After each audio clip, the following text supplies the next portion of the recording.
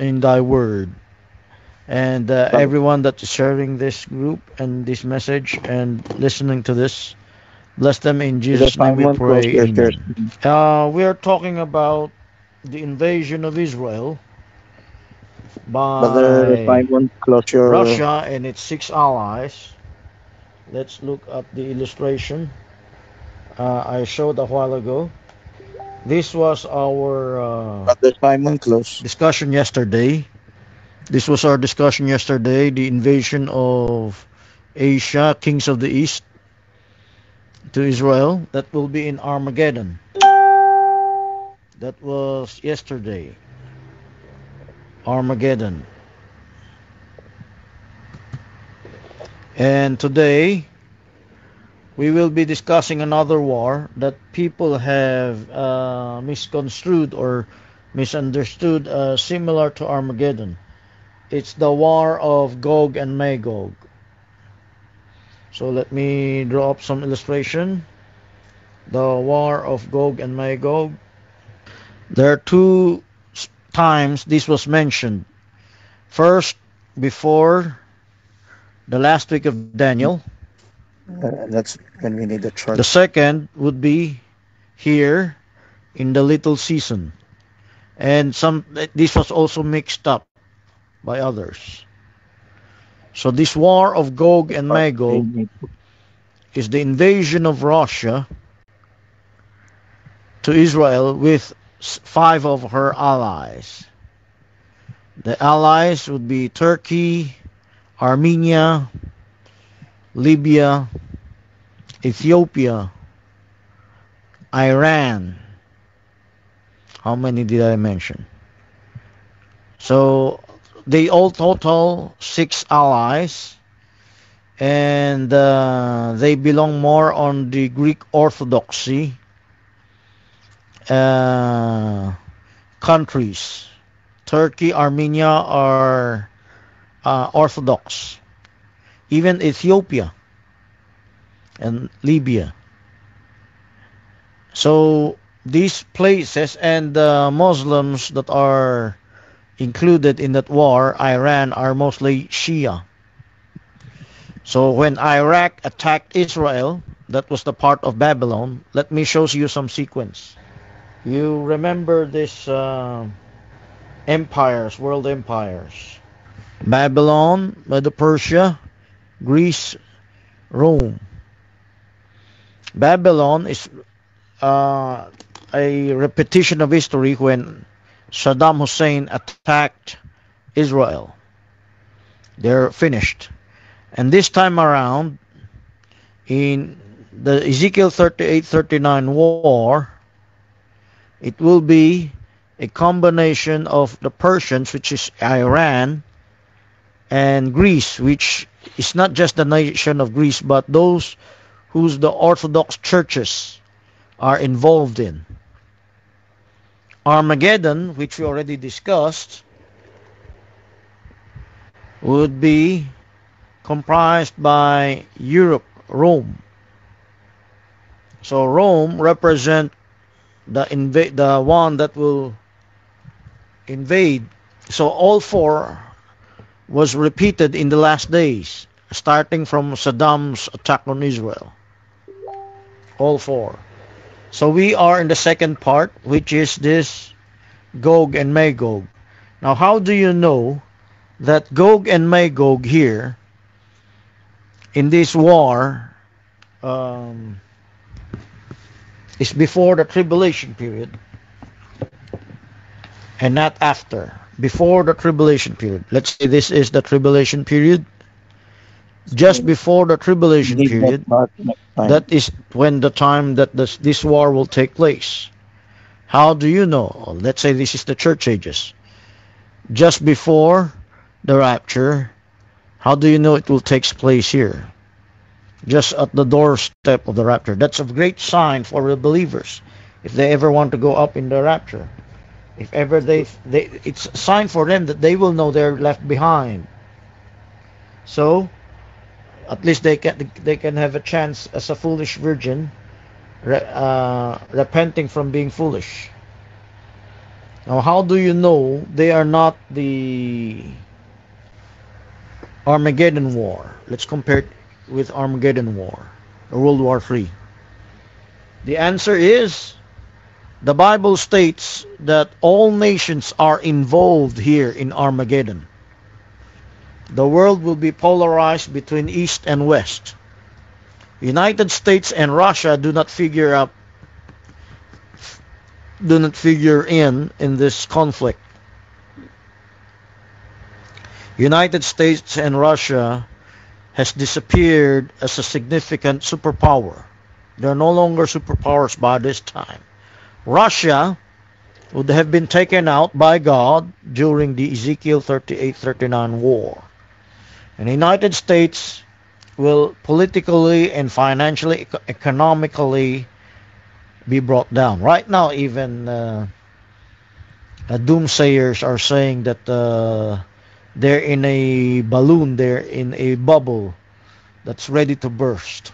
They've been borrowing money heavily so that other nations, they're no longer backed up by gold, so that other nations, if they can make their own currency, they want to replace the dollar. And several attempts has been made. But they're not yet succeeding until the time is ripe. And the United States might be expanding itself in trying to contain Russia.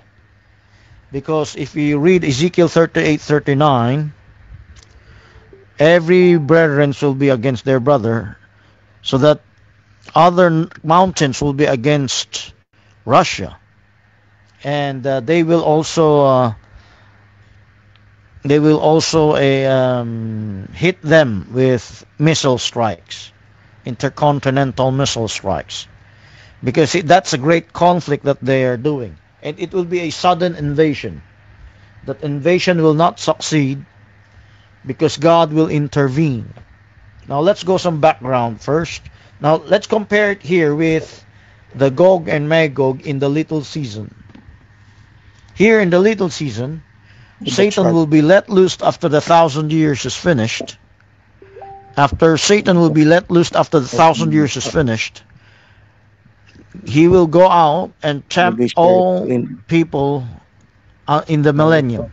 And those he would be able to gather together, they're not the majority, but those he will be able to gather together, they will go up in rebellion against the government of the land. And as they compass the city of Jerusalem, sudden fire will come down from heaven. They're described as Gog and Magog also. Now, is it the same Gog and Magog here in Ezekiel 38-39? Are they the same? So let us, as we compared with Armageddon, the kings of the earth, these are not kings of the earth, but they are also worldwide. The little season, the rebellion in the little season is worldwide, because the government, there are no longer other governments except the Lamb, the government of God through Christ. So that government is the kings are only from Christ and his bride, his wife. They're the kings, and they're local kings, but they're just governors. What will happen is, these are not the kings of the earth as it was in Armageddon, but this is also worldwide. So when you hear the word Gog and Magog this time, it means it is in the uttermost parts of the earth. They're gathered by the devil from the uttermost parts of the earth. Let's look at this David illustration. The uttermost part. Simon, David, share what while the video is playing. Share screen the Millennium Little Season chart. You may have to share screens for the moment. For the moment. Of the earth is Russia. So here in this Armageddon illustration, the parts here. That's It's already Russia. finished. Another illustration. Or 5. Russia is way high up above there. I need the map. That's Rosh and Gog and Magog. Rosh is where Russia gets its word. Okay. The old names We'll are share the Rosh, map. Magog, the princess of Rosh, and Tubal, Tobolsk. Meshech is Moscow, Moscova. Togarma, Gomer is Turkey and Armenia. Put and Kush is Libya There's the and map. Ethiopia. You may close your share screen, Persia Simon. is Iran. There's also Sheba and Dedan, which is Saudi Arabia. They are not Close your share participants screen, of the Brother Simon. attack. But Sheba and Dedan will even defend them by, if you read Ezekiel 38, why art thou come into this land? Art thou come to take a spoil? Close your Because share Sheba screen, and Brother Dedan Simon. contributed in the rebuilding of the third temple. That's in Haggai chapter 2. The dromedaries of Midian, the Sheba, Dedan, the gold is mine. That's in Isaiah, sorry. In Haggai, the gold is mine, the silver is mine, and part of those who will contribute gold to the rebuilding of the third temple will be Sheba and Dedan, because there are many gold here, said in Genesis. It's not just the land of Ophir somewhere here near here, not necessarily in the Philippines, but here there's plentiful of gold in the land, and Sheba and Dedan is part of them. The land here down under, Brother Saudi Simon, close your Arabia. share screen. Um, so when we say Gog and Magog here, it's those who are in the outermost parts of the earth, in Siberia, in Moscow. There are many attempts to invade Russia, and they all failed. Napoleon, Hitler, they all died in the snow. It's the outermost parts. This time around, when the temple was being rebuilt, before we talk about the rebuilding of the temple, let's talk about the four winds. The song I downloaded, but if it's on the cell phone, I'm afraid it's not. The audio is not good. This is an illustration of the four winds. You remember the four winds I talked about yesterday for the four angels holding back the four winds? Here in Daniel chapter 7, the four winds strove upon the great sea. So let us show some illustration of the four winds of the angels yesterday.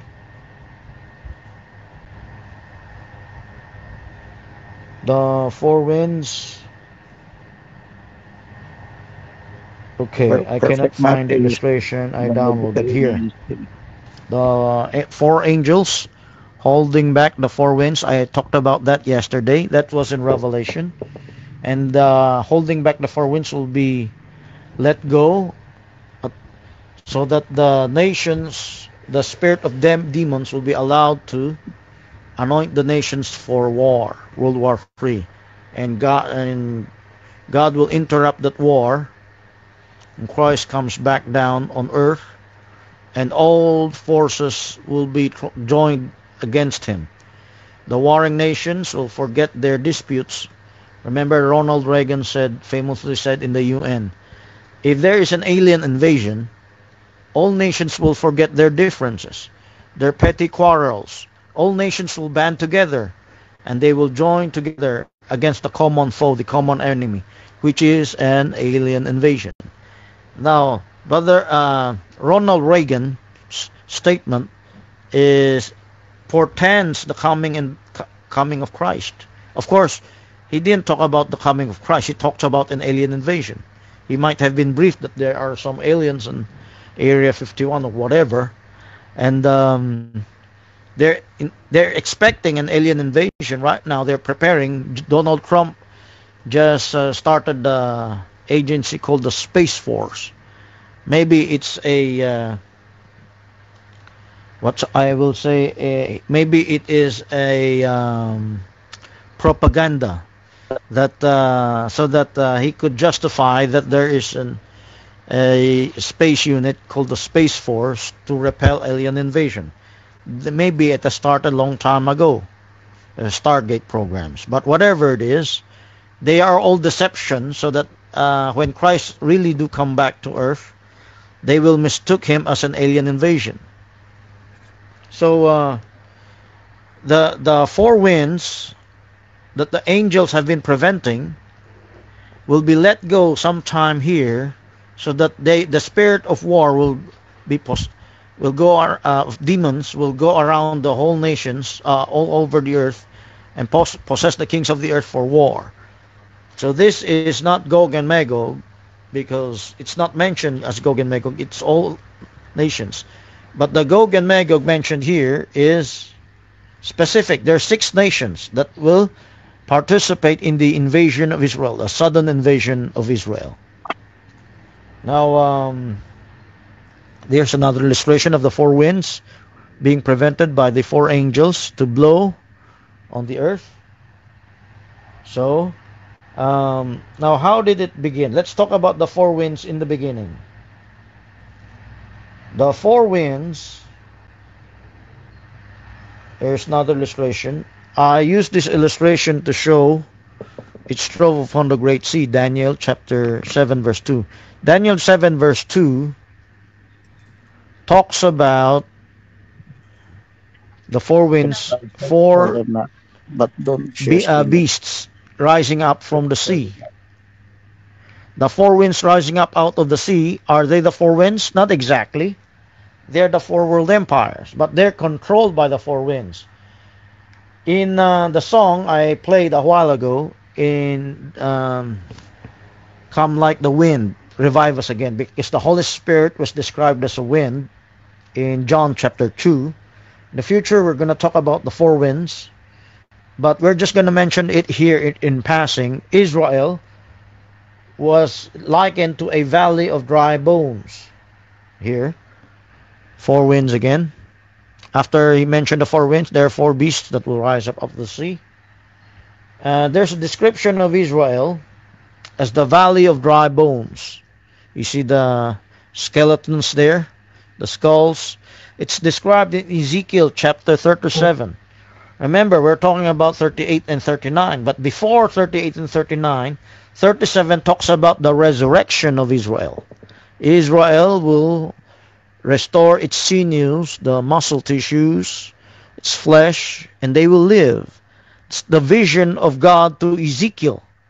And before 37, chapter 36 talks about Israel being, shall we say, Israel being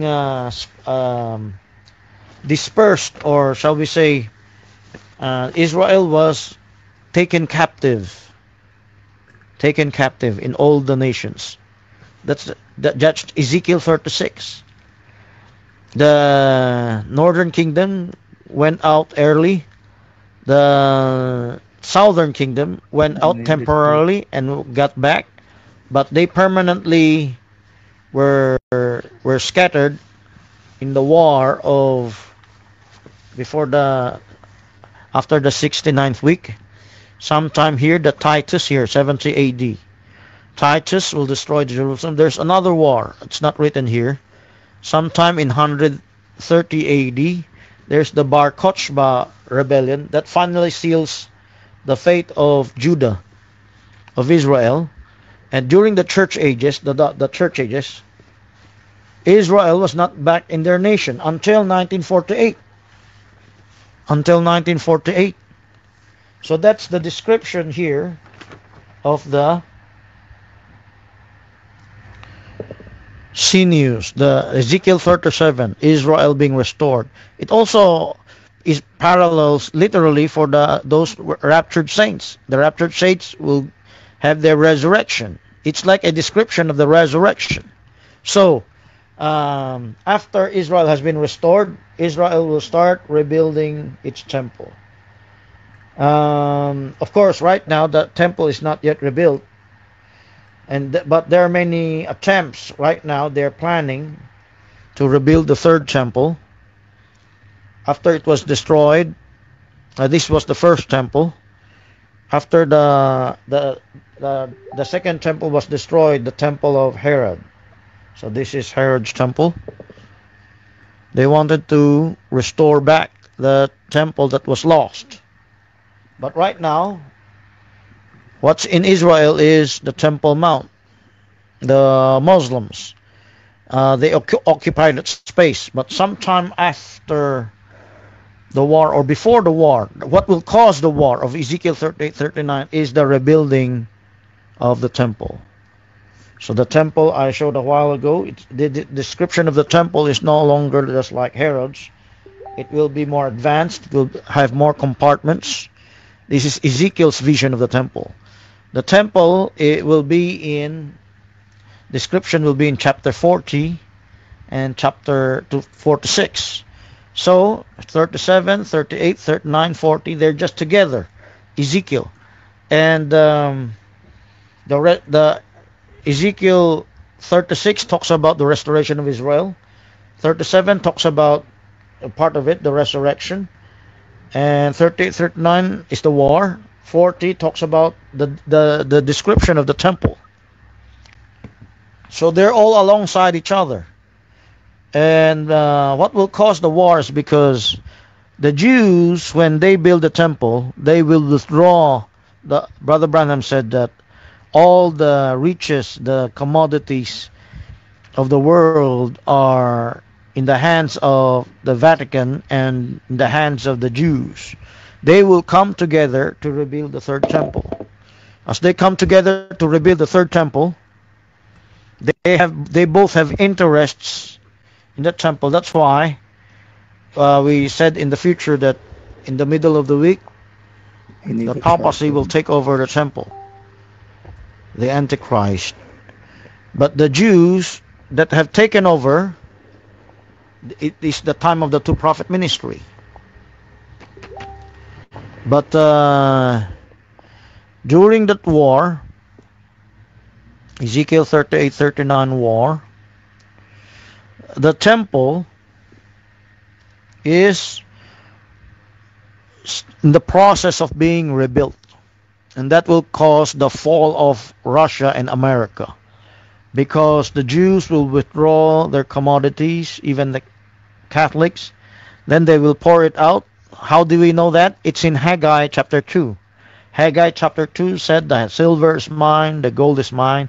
The glory of the latter house shall be greater than the former. So the rebuilding of the third temple will be very luxurious. It will be very opulent, to the point that nations will has vested interests in it. And because the economies of Russia are affected, they will not go down without a fight. And that's the cause of the invasion. The invasion of 6 nations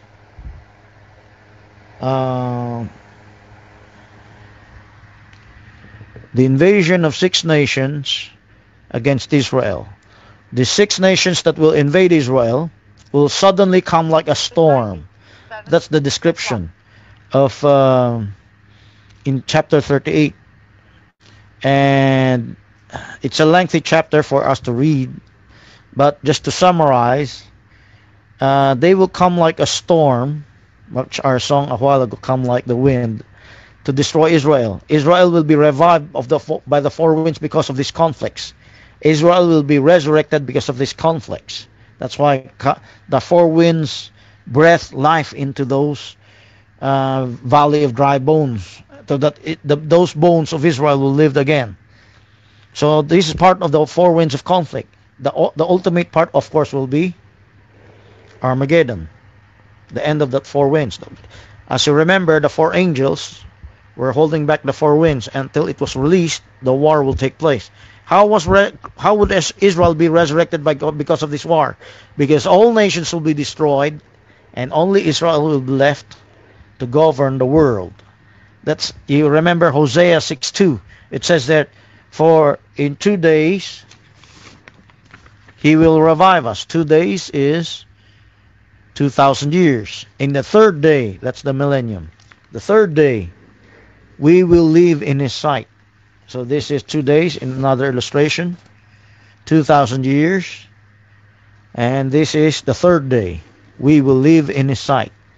So that's how the wind, four winds in Ezekiel 37 will blow, breathe life onto the valley of dry bones. And to give you an illustration again, this is the depiction in Ezekiel 37. Read them at home. We don't have time to read all of them. 36 talks about Israel being scattered and returned to their homeland. 37 talks about the resurrection of the dry bones of Israel. And in the resurrection, the four winds are mentioned there. The four winds are the conflicts. The conflicts I mentioned, part of that conflict is the war of Ezekiel 38, 39 and Armageddon. Armageddon. The full revival of Israel and resurrection will be in the third day. Just much like Christ the third day. So again, this is one of the conflicts, and this is one of our subjects. Now, it was described that they will come like a storm. So it will not be tanks and armies, very similar to Armageddon. I failed to mention yesterday, Armageddon, the blood will gush out as you trample the grapes of wrath. The bloods will reach horses' bridles. You know horses' bridles? Horse bridles are... This is the horse. Forgive my drawing if I'm not perfect. It looks like a donkey.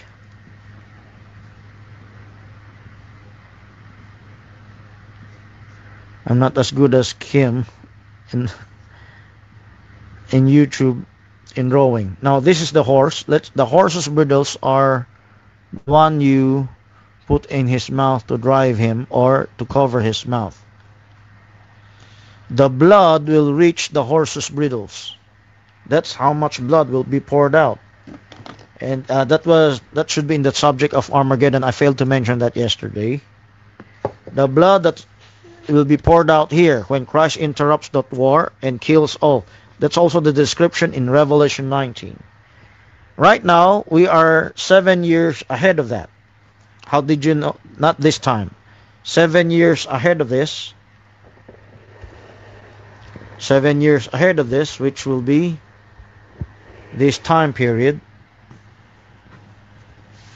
Just at the end of the church age.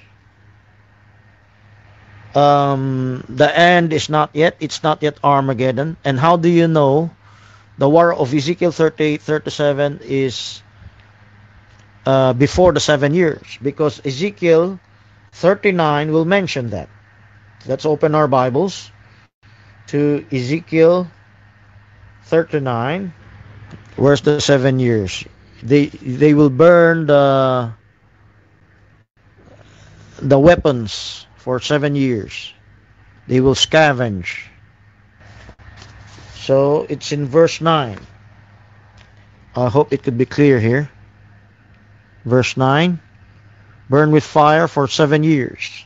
That is our cue here.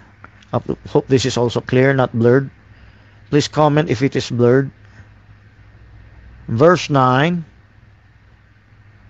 They that dwell in the cities of Israel, this is just after the war, shall go forth and set fire and burn the weapons, both the shields and the bucklers, the bows, the arrows, the handstaves, and the spears.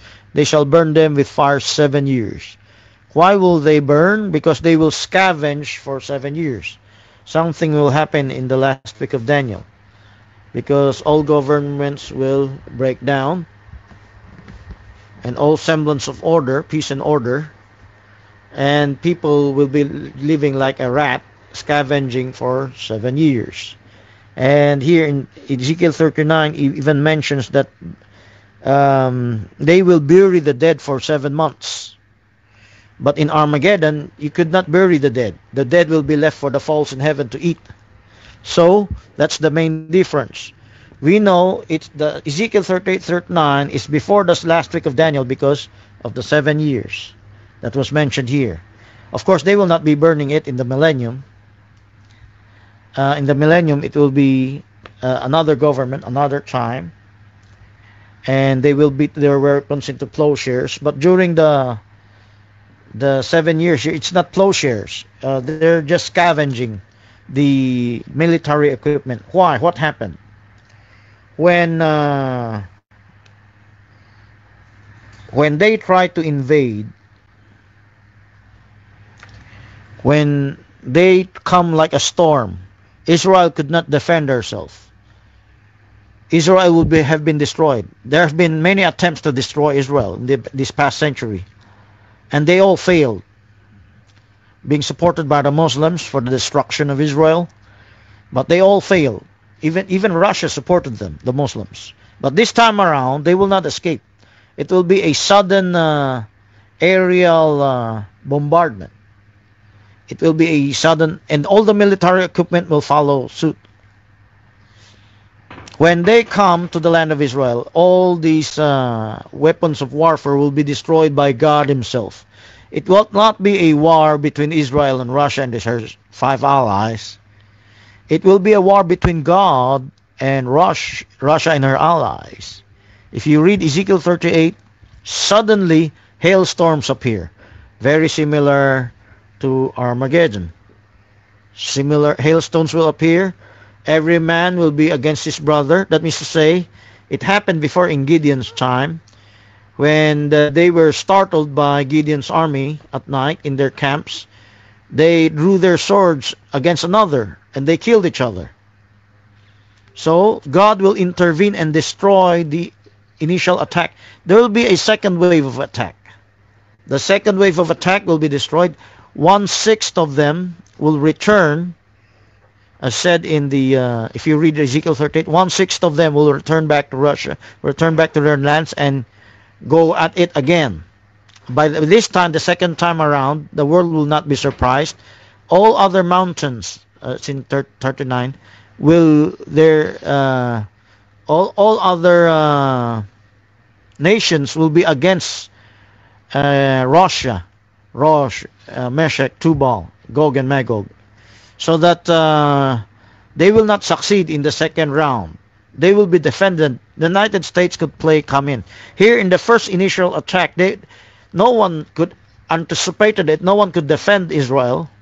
Only God defended Israel. And of course, the papacy will step in and take all the glory. That's where He establishes the peace. He will confirm a covenant for many for 1 week. The 1 week of covenant that will be confirmed here, it was because of that war. Isn't it? It's 1 Thessalonians chapter 5, when they shall say peace and safety, sudden destruction comes upon them. In the first half of the week, everyone thinks of peace and safety. Even political Israel was being deceived. When at the same time the two prophets will start their ministry, they will the whole world will be under an illusion of world peace. That's 1 Thessalonians chapter 5, verse 1. Sudden destruction will come upon them because from the prophecy, the trumpet judgments, the whole world will be troubled. Then the winds of war. The papacy will break the covenant, break the offering, daily offerings, daily sacrifices, and then the winds of war will start. The winds of war will be released, and they will possess the nations to go to war. That's when peace and safety will disappear. When they aspire for peace and safety. But it came from this. The result of this war is the rebuilding of the temple. So if they could take over Jerusalem, they could take over the world. Much like Saddam Hussein tried to take over Kuwait. When Saddam Hussein tried to take over Kuwait, he not only will take control of most of the oil, but even write off his debt against Kuwait. And this time around, they want to take over Jerusalem to take control of the riches, because the riches were concentrated there. Those who control Jerusalem control the world. And much similar in vein here, when East and West tried to control Jerusalem until Jesus Christ came, and their minds were refocused to Jesus Christ. So after their destruction, it sets a stage for the papacy to gain entrance to the White House. Sorry, not the White House, to Jerusalem. I just use the word White House to say every president is aspiring to enter that. Here we call it Malacanang Palace. So here Jerusalem is much like that. If even though they don't know prophecy, they have some subconscious inkling. Subconscious, it's in the spirit realm. It's that spirit of demons. They know whoever controls Jerusalem will rule the world. And certain Freemasons believe that. And they've been preparing for that day. So, that is your summary of Ezekiel 38 and 39. It is a stepping stone of what's going to happen at the end. So, I did not read all of the scriptures, the whole chapter. You read it for yourself at home. If you are truly a mature child of God, a candidate for the rapture, you read the scriptures at home. You open up chapter 38, 39. We read the previous chapters, 36, 37, that talks about the valley of dry bones. Those that I mentioned here. The valley of dry bones. And it portends also the resurrection of the bride. As Israel is being revived politically, nationally, the church is being taken up. The church is being taken up in the rapture. Here's another illustration. Parousia. And also in the last part of in Armageddon, there's also a resurrection of the dead saints, the 144,000, and the foolish that have repented themselves to become wise. Post-tribulationists have scriptures to use for their beliefs. Also, but that's not our subject. There's pre-tribulation. There's also a resurrection of the two prophets. There's a pre, mid, post, but that's not our subject. But it all came from the resurrection of Israel. In Ezekiel 37, the allusion to the valley of dry bones is also a literal description of the resurrection. So I broadcasted that in the radio before. I hope you could look for that. If it's still in the tape form, I hope someone records that. Okay, so let's look at our question and answer. Let's look at our comment section. So, what will happen in the third temple during those extra days? Well, we discussed that previously. The third temple will be cleansed. Of course, there's the defiling of the temple. From the time that the daily sacrifice shall be taken away, shall be 1,335 days, there is a defilement of the temple. The cleansing of the temple is after the 1,335 days. Okay, thank you for that question. Okay, there's no more question I could see. Okay, so if there are no more questions, let's have a closing prayer. Could you close the video? Lord, thank you for this short moment of Bible study presentation. Close the video. Okay, show the thumb. Okay, let's proceed with our question and answers. I've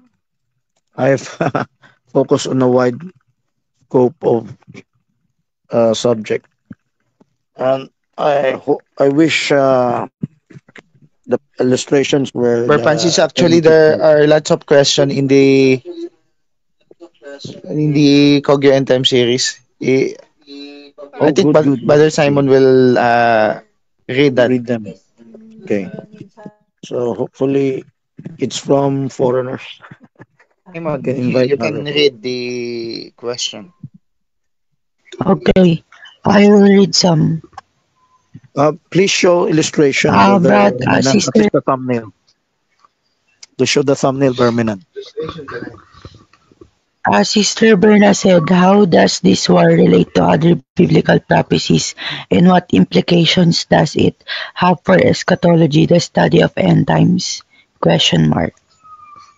So it was just discussed in the video how Ezekiel 30:39 war is connected to Armageddon, connected to the miraculous war of the miraculous before Israel does this.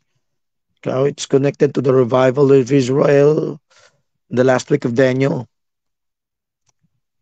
So all the those are how it's connected to all others. Okay, so next question. I hope Sister Berna is awake to listen, or at least listen to this broadcast, even if it's recorded. With thank you, but do not I duplicate will it. read some again. Huling mensahe. Sister Jemeline said, what is the event that will happen in Gog and Magog in Ezekiel 38:39? Well, as simplified, could you show the map of the Ezekiel 38:39 war? So this is the tribulation period, but please show the map of the attack. You can use the thumbnail. You can use other maps you have. Russia and its five allies will attack Israel. That's in. Okay, thank you for that map. That's a good-looking map. They will attack Israel by air because the wording is they will come like a storm. Although the tanks will follow suit later. Because there will be weapons that will be scavenged. They will try to invade Israel. Aside from the fact that they attack first from the air, then after the air attack is destroyed by God, when God is sanctified, then it will be uh, the follow up. The follow up attack will be from the ground, and the rest of the nations will destroy Russia. Every man will be against his brother. That's part of it. But when they attack through the air, God destroyed them through hailstones. When they attack from the ground, God will also destroy them by an earthquake. I think it's mentioned there will be an earthquake, and it will be a premonition of the final earthquake in Armageddon. So God will also destroy the attacking forces of the ground. That's why Israel will scavenge for 7 years these weapons, logistics, this even food and medicine and supplies for 7 years, because for the last week of Daniel, this last 7 years, there will be no supplies of food. There will be no um, harvest. There will be only be destruction. So this is the 7 years of drought, the dream of Pharaoh, interpreted by Joseph. So they will scavenge these supplies that will be scattered all around Israel. Okay, next question. Go back to the thumbnail. Okay, Okay, next question. I'll read again some. Brother Dennis said that Ezekiel 38:39 is already yet happened in the time of Israel war today, or it is precursor happen. The precursor is what's happening right now, but Brother Jackson described it as a war of the miraculous. You can read it in his contender or search it online when Israel does this. Do you have a picture of that? I hope you can show it. Of course, put it the right side up. When Israel does this, could you search for the illustration, Brother Minan? So that is the present time right now. Zechariah chapter 12, Israel is mighty. Zechariah chapter 14, Israel is an underdog. So the underdog of Israel starts from Ezekiel 38:39. Okay, so follow up question. Yes, next question. You must have your own sequence of questions in Ezekiel Okay, okay. 38 and 59. I have some question here. Sister Maria Maika said, is Israel aware about the prophecies they have, particularly the war? No, only us Christians knows about it. There are certain prophecies that Israel is still blind. That's why I would say the valley of dry bones, they're like golem yet. They don't have the spirit of God in them yet. They're not yet opened up in their eyes. God just strengthened them. So the bones will have sinews, but not yet fully resurrected. So Israel today can show Netanyahu their political Israel. If we convert that in it's an establishment, they're like the Herodians of the past. Others are like the Sadducees of the past. They're only interested in power, political power, religious power. So could you show any illustration of Israel today, like Netanyahu or as an establishment? Israel today is not yet fully resurrected, but there she's in the process of being revived. So Israel does not know the full length of prophecy afforded to her by God. It's all for Christians to prepare to meet the thy God by rapture, the New Testament saints, for Uh, us, for our benefit. Brother, I have Okay. a question. Okay. What is the difference of the Ezekiel 38-39 Miraculous War and the War of Miraculous? Because Brother Jackson told that he named the 1967 the Miraculous War, and the upcoming is the War of Miraculous. Because on the upcoming war, God will intervene to the Israel. Barmenan, could you find when Israel does this? While Simon, since you are not sharing screen, you can look for it. When you find it, then replace the share screen of Brother Simon. Um, we do not call Ezekiel 38-39 the miraculous war. Actually, Israel will have no part in it in defending herself. It will be God who will intervene. So we don't call Ezekiel war a 38-39 war as miraculous war. We use the word miraculous war for 1967. That's how they call it. That's why Brother Jackson reversed the two words. He said war of the miraculous. So if you can share, so oh, that's a good illustration.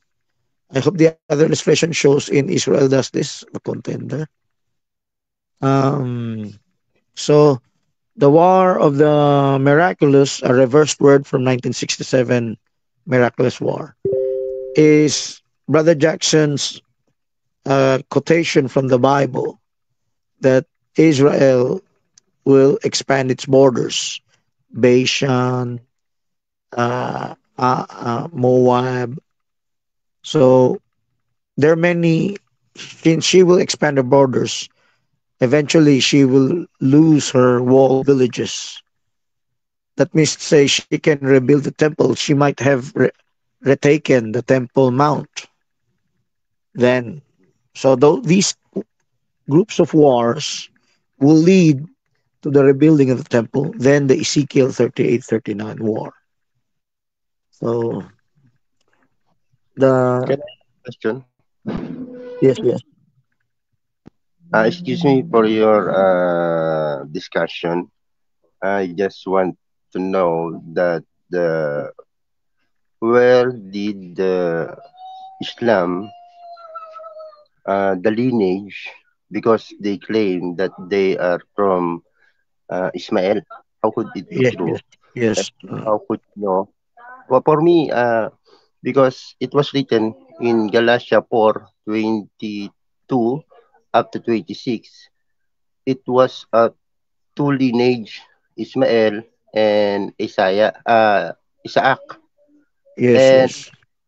how could it be that the from the lineage of Ismael is a Muslim, and from my study in Bible, it was Jewish, Jews and Gentile. So I wonder where the Muslim came. I think it's like in our Filipino term, it's saling pusa. So it's just a little kid there, a little kitten. Yeah, So can you yeah. elaborate where did the Muslim came from? And it is true that they came from Ishmael. So it was contradict in the Bible what he said. All right, that's all. Okay, thank you for the question. Although this is not directly our topic, but I'm gonna connect it later. Ishmael is one of the sons of Abraham. The Muslims claim he's the firstborn, so he should be receiving the promise. But the promise came through Sarah when God promised that he will give him a son. It was through Sarah. Ishmael came from the bondwoman, a slave named Hagar. Then it was also the fault of Sarah. That's why Hagar uh, was procreated by Abraham. Just because Sarah wanted to use her own way in fulfilling God's prophecy, because her own understanding, she is very old, she could not bear a son.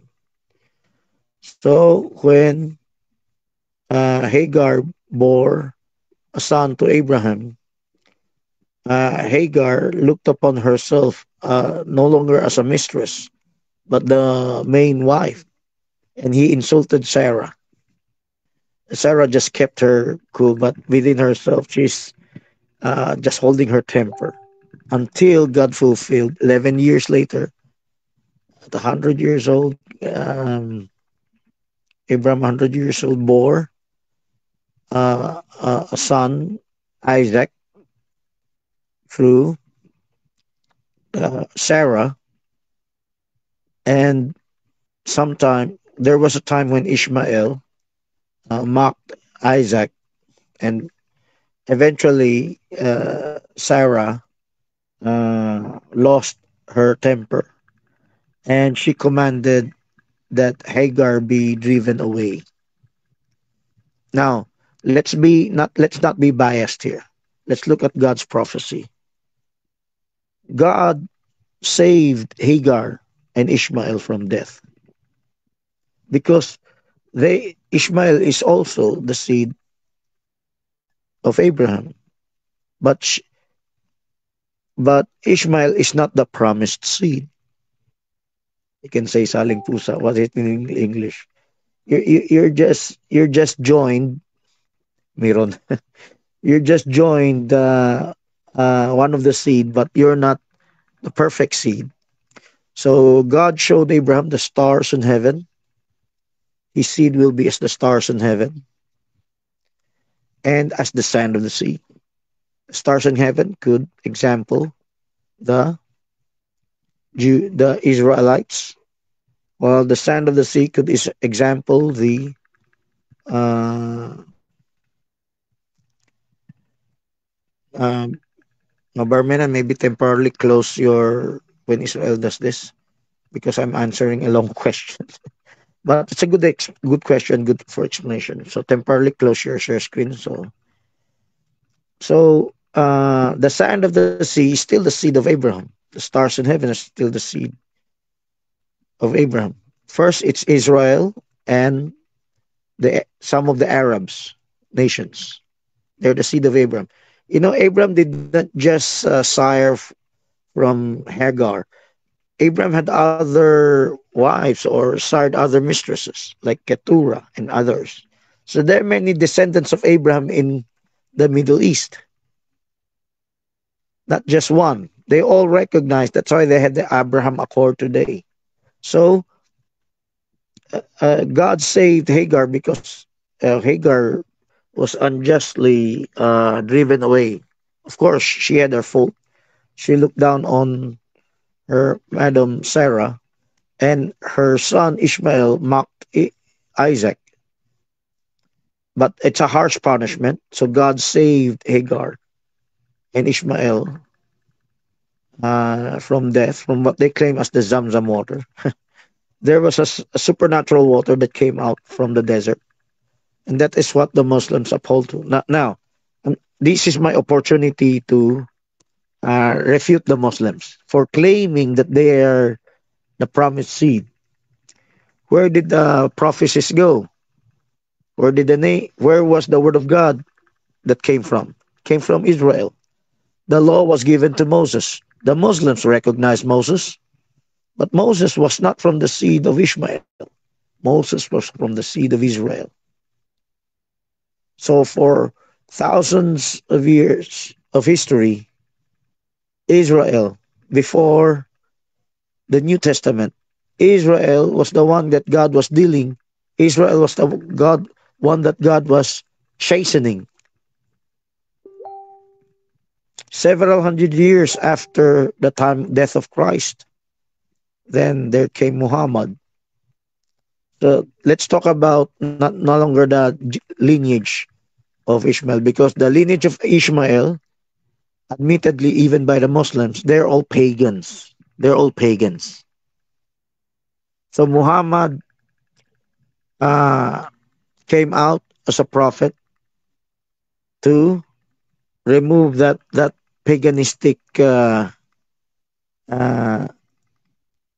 background from not not back paganistic heritage, not just Ishmael but the rest of the Arab world.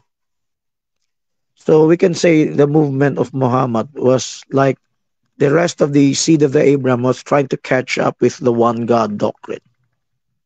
But that's as far as the truth as they can go. The rest are minor things like washing of hands, washing of faces. So that's but the understanding of the Muslims today are almost similar to the Jews. They have sacrifices, but not for salvation. Sacrifice just for worship. So thank you for that illustration. The descendants. So the descendants, the other descendants of Abraham, the war of the Muslims today was to effect a prophecy to restore Israel.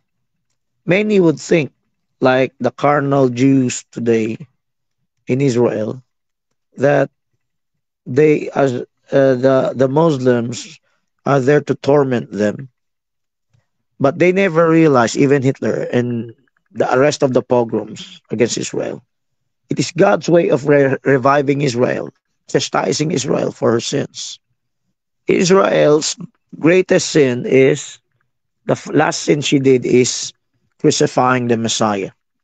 Remember, 70 weeks are given to restore Israel, to reconcile her from iniquity, to finish her transgressions, to make an end of her sins.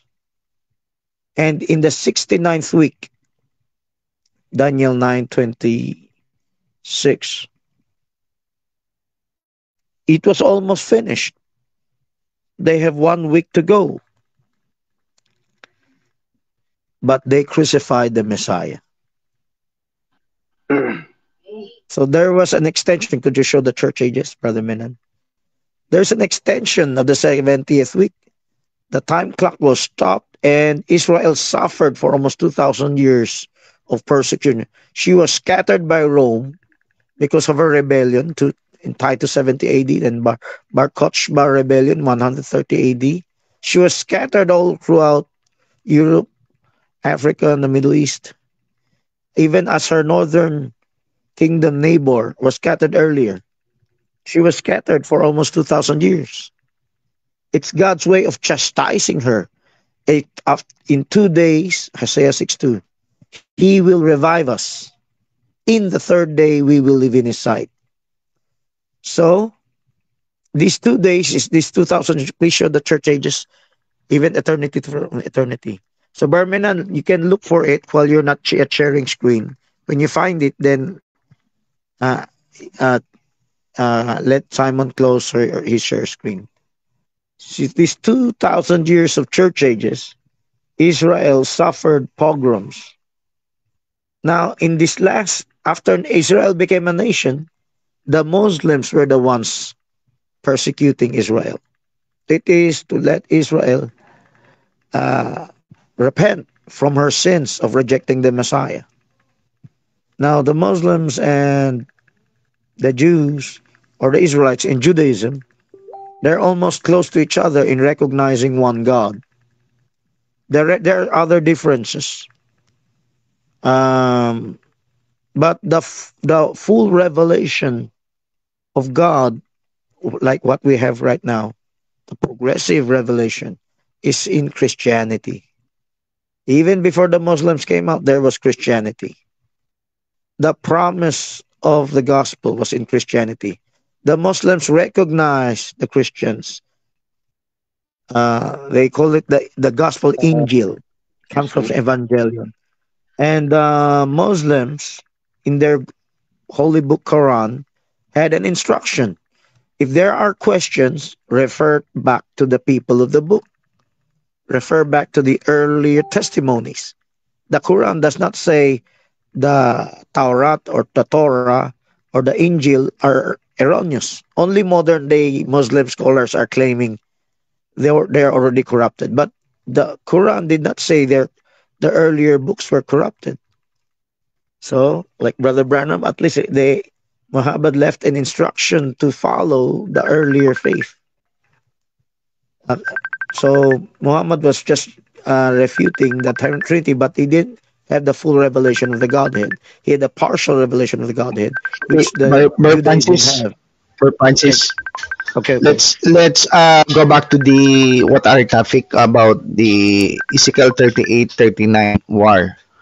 Okay, Okay. can you give us a preview? Okay, I just want. Brother Totoy, are you there? Yes. I'm here. I have Okay, many okay. questions, but you have a topic. But if there are, if you have a time, we discuss about the Galatia for 22 to 26, and the lineage of. Well, you answer, you elaborate, but I didn't satisfied because you have a topic. Can it, because I experienced when you speak in your platform, you go away. So if you have time to discuss about that, especially because I think you have a platform and this is live, will you accept We'll talk question? about your topic after this broadcast. Okay. After this broadcast. Uh, I wait. So, Uh, Thank you very much. okay. I'm gonna Okay. connect, Brother Menan, before you ask your next question, Okay, I'm Brother gonna Francis. connect the Muslims to Ezekiel 38 39. That's the Thank you. final. Okay, okay, okay. Thank you, Brother Francis and Brother Menan and Brother Sisfoot for inviting me here. Thank you very much, Yes. all of you. So, okay. There are Muslims in Ezekiel 38 39. But I will not try to go into detail because our time might be lacking, okay?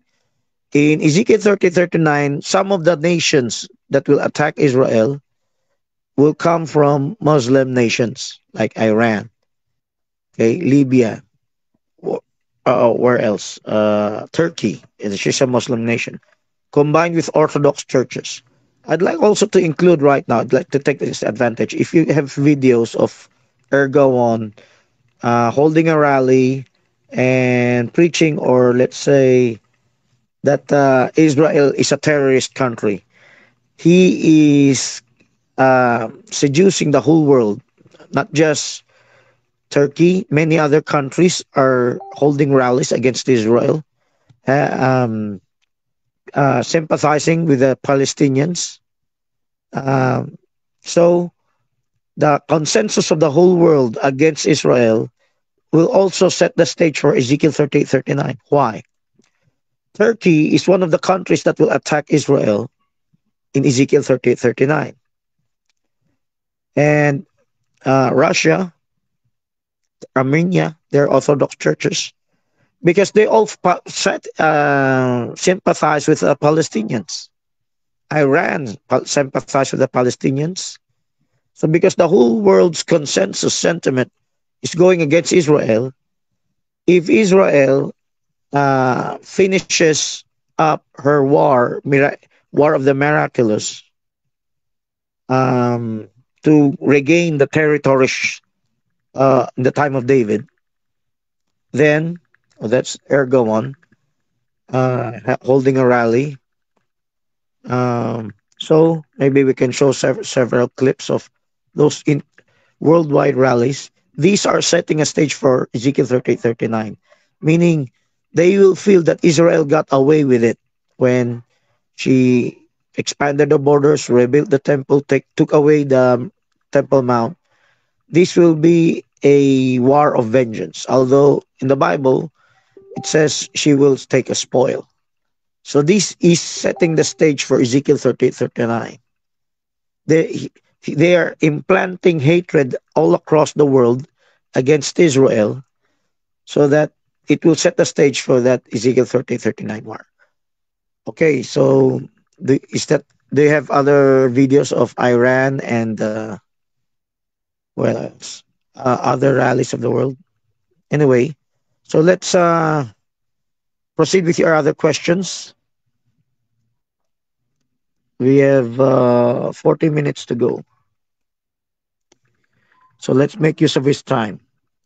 So you may proceed with your follow-up questions. There may be lots of questions on the subject. Actually, in the recorded video, you didn't mention the whole chapter, or you did not tackle the exegesis of the verses, Yes, the yes. the five allied country, who is Gog, who is the Magog, or Magog. the Meshech, Tubal. Yes. Yeah, yeah. So please, I think it's just a summary of the chapter 8, 38. Who is the Shebadidan? Who is the Tarshish? Or the young lions that take spoil? Who are those figure in the Ezekiel 38? Sheba Dedan is Saudi Arabia. You can Google it, research it. Tarshish is Spain or somewhere in Europe. And the rest of those that are mentioned there, Put is Libya or Ethiopia. Um, Togarma is Turkey. Gomer, sorry, Gomer might be Turkey and Togarma might be Armenia. Meshek is Moscow. Tubal is Tobolsk. So Gog and Magog are the bands in the north.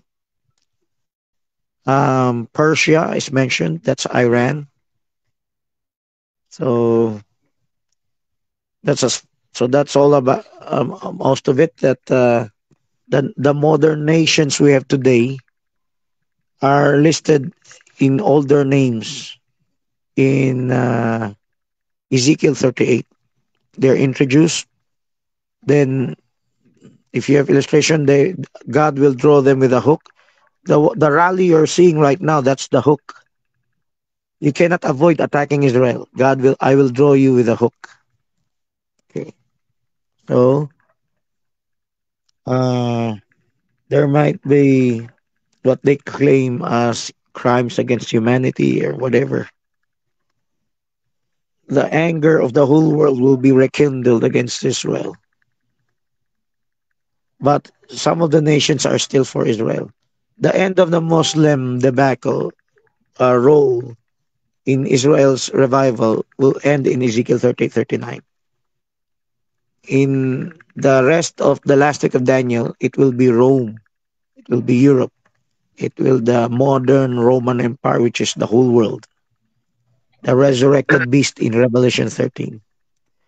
Can Okay, I ask please share screen. another question? Please share screen. If Okay, continue with your questions, but please show something. Don't leave it empty. Okay. So, Bar Francis, the okay. the involved country I ask question. on this war or future war, this war is not yet uh,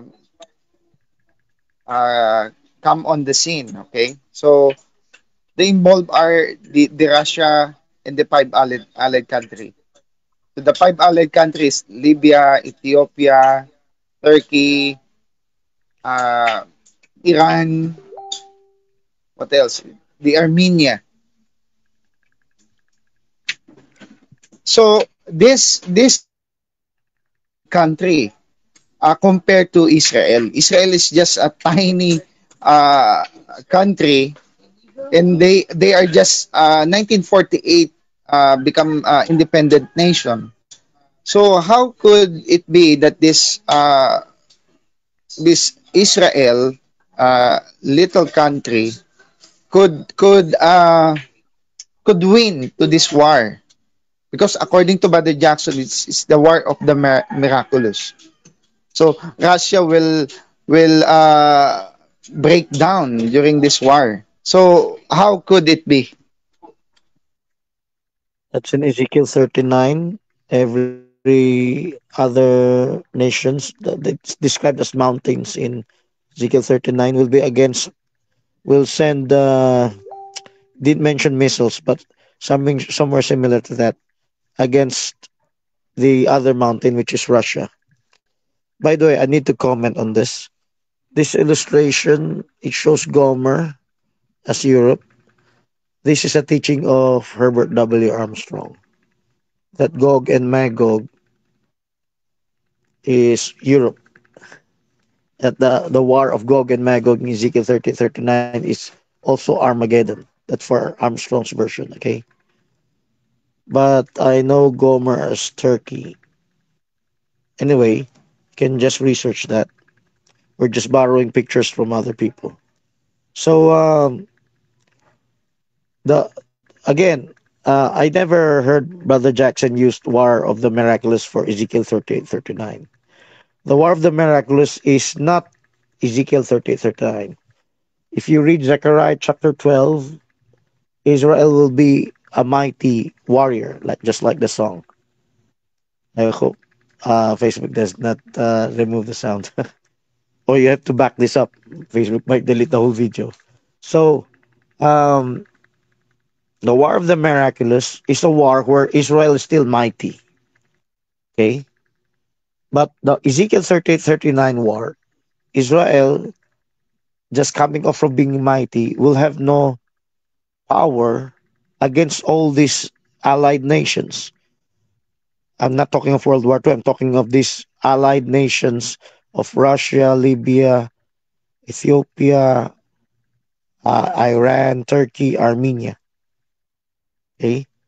These allied nations are farther from the neighboring nations like Egypt, Lebanon, Jordan, because they have become her friends. She becomes an unwalled villages in Ezekiel 38.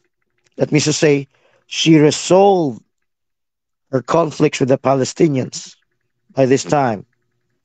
But these six allied nations, when they attack Israel, Israel could not put on a fight. Any, not because she's weak. She was strong when Israel does this. The war before Ezekiel 30:39 in reclaiming the Temple Mount and many other borders, lands. She expanded her lands. And those countries that attacked Israel, 1948, 1967, 1972, 1982, they're at peace with Israel. That's why the six allied nations are farther off. They're farther off. They, in attacking Israel, could not be fought, defended by Israel. It will be God. Jackson quoted, when God is sanctified. I think that is 39, Ezekiel 39. What does it mean when God is sanctified? It is not Israel who defended herself. It will be a supernatural move of God to destroy the armies, the air air attack from the storm that comes from all these countries. Then the rest of the nations, like the papacy, will recognize the miracle of God. They will make use of that, and they will attack Russia. Well, God destroys their armies in Israel itself. The rest of Russia will be destroyed by I'll presume, the NATO. Okay, so After she's destroyed, uh, the stage is set for the last week of Daniel. You can show the last week of Daniel here. And that is the Ezekiel 30:39 is also our cue for the rapture, our cue for going up. So prepare your wedding garment before the time comes. Right now is your time to prepare the wedding garment. When Israel does this, while Israel is strong, but she's not yet fully restored in the spirit towards God. It's our time to be restored towards God. The original apostolic doctrines and the prophetic revelations in the end times, progressive revelations. Okay, let's go. Brother Totoy is not here anymore. Oh, he said he has a question, but if your Yes, question is related to the topic, y- I'll answer that. But if it's not related, we yes, can put it on another day. Is it related? yes. Yes. It's simulated and it's in the topic, but a little skip because you talk about the Ezekiel and the war and why these people fighting for the ownership or the city of God. And if I give you this question, if you think that is irrelevant, no problem, you cannot answer. But this is my question: who owned the city of God in Bible prophecy today? Because the Palestine and Jewish Israel fighting who owns the city of God. So I give you a categorical question and a categorical answer. A, Okay, thank you for your question. So let's A, talk the about Jewish, the Palestinians and the Jews. They're uh, fighting for a small piece of real estate in Israel, the not just the city of yes, Jerusalem. So yes. We know the history of Muslim and Palestine. They fight for the country that they claim that they own, that they are the true religion. The question is, who own the city of God in a Bible prophecy today? A, the Jewish. B, the Gentile. C, the Muslim. okay, That's all. the small piece of real estate originally is owned by the Jews, Israelites. They have Netanyahu was partially correct when he said that the Jews have the biblical heritage or right in their land.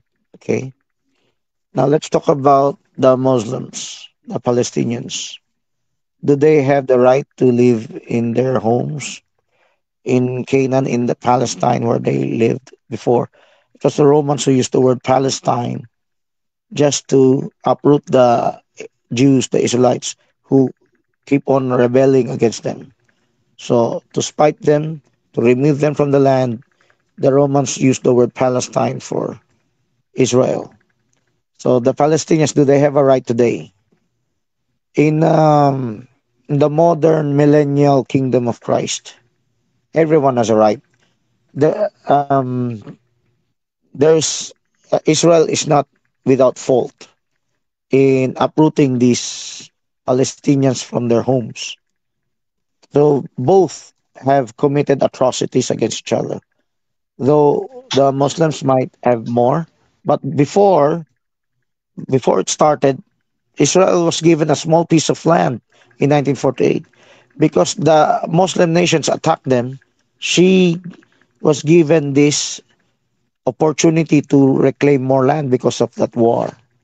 That's why in Gaza, without even admitting it, some of these military commanders felt the right to exact revenge for the people who are still living in Gaza. That's why earning the ire of the rest of people. Now let's talk about God's perfect will. So that's a permissive will for the moment that they could hold a piece of real estate. The real city of God is now the church, the true church. We read that in Hebrews chapter 12. So let's talk about the Christians. The real Christians, they don't no longer look at the small piece of real estate. Some Christians, false Christians, part of them, the Catholics, they want to settle the dispute in that real small piece of real estate. But the true Christians are after New Jerusalem that comes down from heaven. The city of our God is no longer just that small piece of real estate, but those that will be Berean that will come into the gospel, be part of the redeemed. And one day that redeemed will take over that small piece of real estate and make peace over all the world through the millennium. That's a short answer because Okay. our time is almost short. Let's proceed with the rest of the questions Yeah. as much as we can. Speak a little before this live conversation. Do you entertain in another question? Or I wait for nothing because I experienced after this live conversation you leave. So do you Yes, entertain of course, another? I have things to do, but we can. Sometimes I stay, sometimes I leave. Okay, So because I today have you something to stay do. or I can stay for a moment, but if there are things to do, I'll just ask you to wait while I'm attending to other things. So if other after people are this? knocking on the door like that, So so I wait you after this live conversation. All right. yes, I'll entertain you after this live. Okay, Okay. Thank you so very much. brother Menan, please exhaust all other questions as much as you can for the few time. Okay, there's the one knocking again. Okay, proceed with your other questions.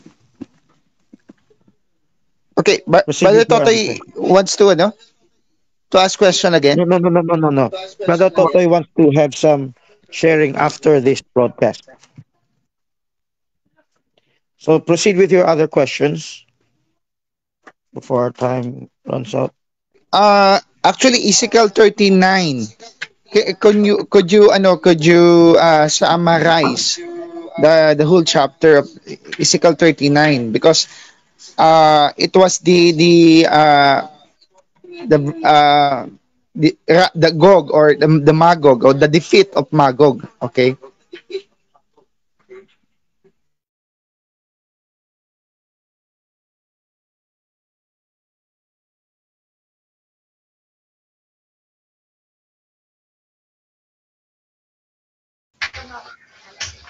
Repeat your Hello. question. Could you repeat your question?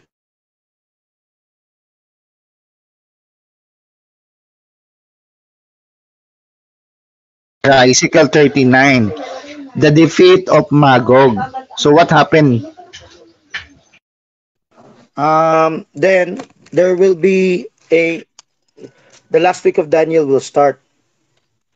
The last week of Daniel, the last week of Daniel, uh, will begin by the peace in Daniel 9:27. Daniel 9:27 says, "He shall make a covenant with many for 1 week." The Ezekiel 38:39 war will um, set the stage for Daniel 9:27. Okay, that's for now. Continue the other questions.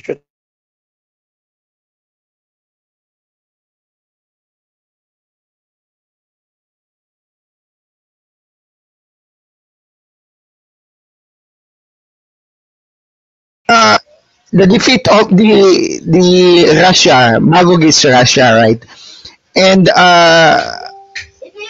what happened? What happened to Russia after that?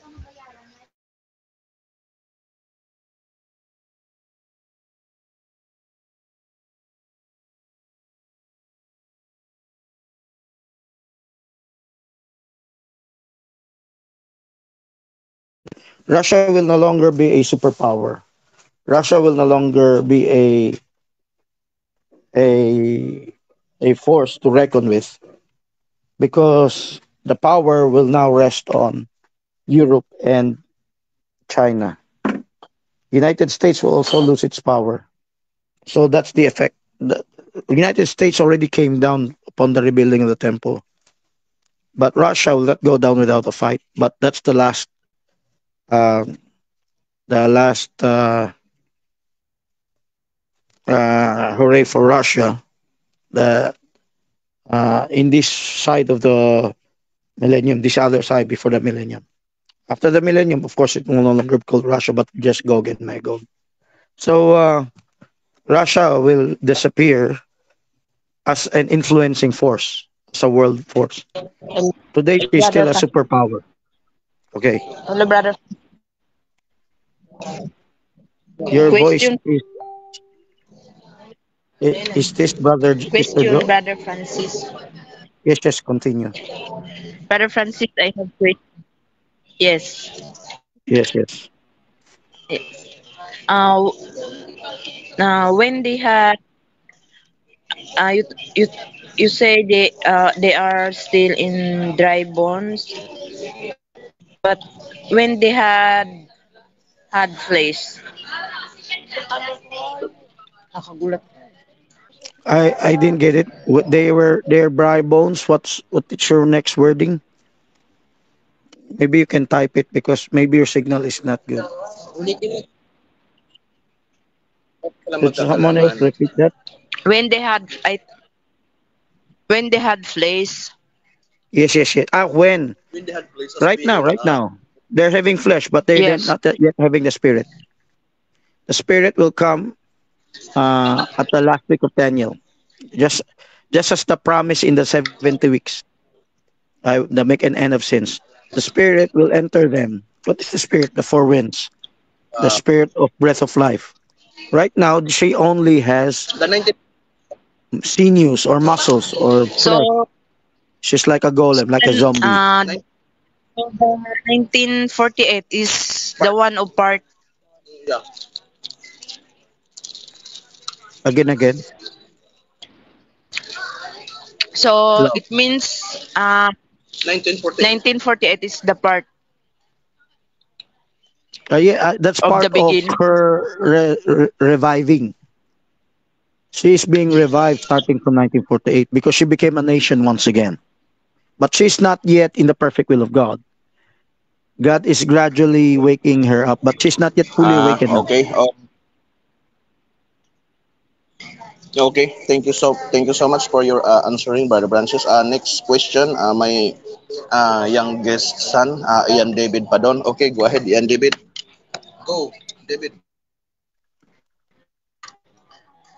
Hello, brother F. I have a question. Why did the Israel have a spiritual death to the face of God? When did Israel have a Have a spiritual death to the face of God. she became a dry bone when she rejected the Messiah. Hosea 6:1. God has smitten, God has wounded them. So, because they wounded the Messiah, they killed the Messiah. That's Daniel 9:26. That's when they spiritually died. Romans 11, verse 25. It says there, blindness in part has happened to Israel, so that the fullness of the Gentiles may come in. While she was blind, spiritually she was a dry bone. What did God said in the Ephesian church age? I will take your candlestick out of its place. It's a warning to the church. How much more to Israel who rejected the Messiah? She earlier got blinded. She got blinded earlier, even before the apostasy in the church would come in. She persecuted the church before others took So, over brother, in persecuting the church. Yes, uh, Barpadon. did you mean the beginning? Yeah, yeah, yeah. Brother Padon, yeah. Did you mean the beginning of their as being dry bones that ignoring or what we call this ignoring Ignoring God. or Ignoring God. yeah, ignoring the message of God through His Son Jesus Christ that time That's beginning of their dry bones. Yes, yes. So you may be physically rich, affluent, economically Yeah. strong, Okay. physically strong. Mm-hmm. May there are many churches that are rich. There are plenty, but they're Nicolaitan. They're closed-minded. The sin of Israel was same as this Nicolaitan spirit. They don't want to be Berean. They want to close their minds from proving all things by the scripture. The same thing's happening to the churches today. That's a type of the dry bone. You may be alive in the flesh, but you're dead in the spirit. Christ said, you are like white painted sepulchres, but inside are dead bones. Remember that? And Christ said, deep inside your let just white niches, mga nichong puti, no? White painted sepulchres, but inside are um, dead bones. So, very much similar to what Israel for 2,000 years has been. So, for almost 2,000 years. So, right now, she's being, the fact that she became a nation once again, it's a miracle of God. It's a sign of God for all of us that our time is almost up. The time of the Gentiles is almost up. Okay, proceed with other questions. We have 10 minutes to go. How about their past ignorance or past disobedience by God, like a time Those, of those, those pale in Moses? comparison to when they murdered the Messiah. Their past ignorance, there was chastisement also. Even when the time Hosea 6:2 was being written, God has chastised them. But those pale in comparison, those sins pale in comparison, like the Shemitah, the sabbatical year, they failed to fulfill that, and many others, their idolatries. All those sins pale in comparison when they rejected the Messiah. That's why the extension was 2,000 years. How long is 2,000 years compared to 490 years? That's very long because the last sin they did is the most gruesome one, the most blasphemous one. So it's not killing the Messiah per se, but rejecting the Holy Ghost. Any sin you Ah, did to the okay. Son of Man will be forgiven except the blasphemy of the Holy Ghost. The blasphemy of the Holy Ghost is rejecting the message of God. Romans 10:1. Paul said, I would that all Israel should be saved. Okay. Because Yeah, yeah. A follow-up question, Brother Francis, if have time. yes, Um, yes. uh, and in our time, uh, what we are, uh, what the sign that we are rejected or blaspheme of the Holy Ghost in our time right now? If you're not Berean today, you're Nicolaitan and lukewarm. Nicolaitan means you're close-minded. Lukewarm means close-minded because your mind is conquered. Lukewarm because you're apathetic, you're indifferent. You're not close-minded, but you're not interested. Okay, so that is part of our struggle in our local church. When false ministers influence them not to be Berean. Why? Because I gave some warning in the family, but they took away that warning. They never echoed that warning. They even refuted that warning. So most of our brethren for 2000, not 2000 years, 20 years, sorry, for 20 years, most of our brethren became lukewarm in the progressive truths of God. You can ask them to compare the deeper truths. Majority of them could not share, could not even defend, even basic doctrines against the denominations. They don't even know. They could not even defend the Godhead, the baptism, original sin, church ages, the basic things they don't know. How much more the deeper things of God? So that's the traditional ministry. Traditional ministry of the church. Only the pastors are well learned. Majority of the congregation are not well learned in the scriptures or in the truth. They're not Berean. They're even prevented from being Berean. They're even prevented from proving all things by the scriptures, objectively comparing. So similar to what happened to Israel, happens to the church today. And I hope there are some questions in Ezekiel 39 we can talk about. Okay, follow-up question. Berminan, we have 5 minutes to go. Can still catch up with some of the other questions in Ezekiel 39. Hello, Berminan. Time time is very precious. Anyone, even Barpadon. How about the rest of the brethrens? Um, Brother Joshua, Brother Enoch. So try to ask your question.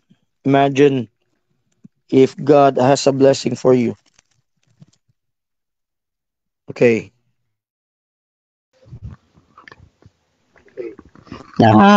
What ano, you can see that I'm sharing the Haggai 2:9, right?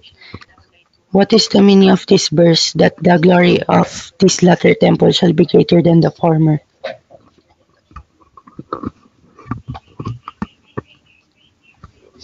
The former is the first temple. That's the Temple of Solomon. Is it connect? Is it connected on the Ezekiel 38:39? Yes, because that will be the cause for Russia's attack. Because you can read in Ezekiel 38, Sheba and Dedan will tell Gog and Magog, why did you come? Is it to take a spoil? So that because when the third temple will be rebuilt, it will be most affluent and it will divest the world, even Russia, of all its richest commodities. The Jews will withdraw that.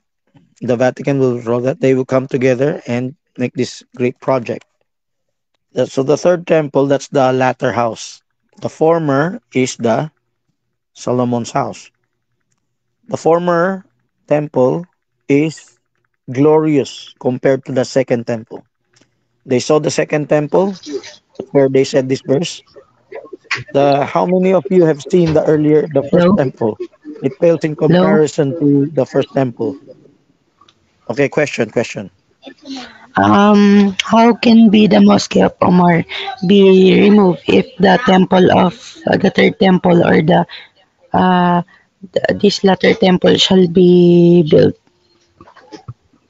This is the war of the miraculous. The war we have today taking place today. It will get worse and worse until something will happen that they will retake the Temple Mount. And when they retake the Temple Mount, they will rebuild the temple. But that will be the time the rest of the six allies of Ezekiel 38 will grow in anger for vengeance for what's happening today. As they say, they are terrorists against the Palestinians. It's starting today. So the war of the miraculous today will lead. Let's say it's not just Gaza. In Lebanon, they're starting to exchange fire with the Israelites, the Hezbollah, and Iran also promised other. Maybe that will be in Ezekiel 38, right? Promised that there will be other consequences for the death of the civilians in Gaza and other nations. Almost all nations have this consensus against Israel. Turkey, they're promising war, but they're not yet involved in the war. So it's only Hezbollah and Gaza, and others might come into the fray. So these are local militias, local proxies of major nations. Proxies, when I say proxies, it's not Iran that is there, it's not Turkey that is in there. It's their proxies, their representatives. They're supporting local militias against Israel. And that is the time when Israel does this, and Israel will regain the Temple Mount, the Mosque of Omar, and so that she can build the third temple. Our time is almost up. Last question. Last question.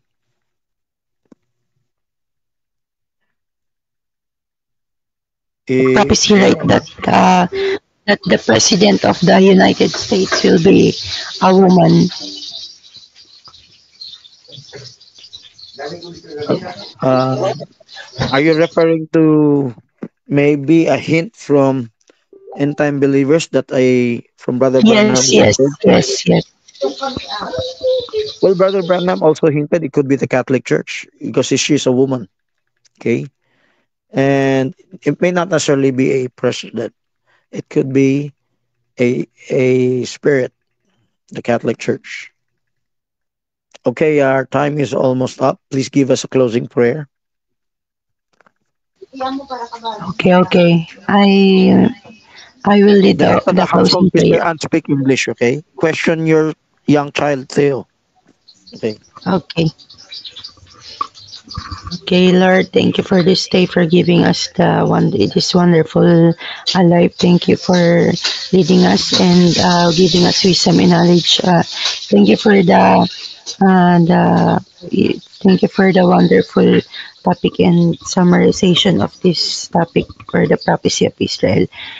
Thank you and give us more blessings. Amen.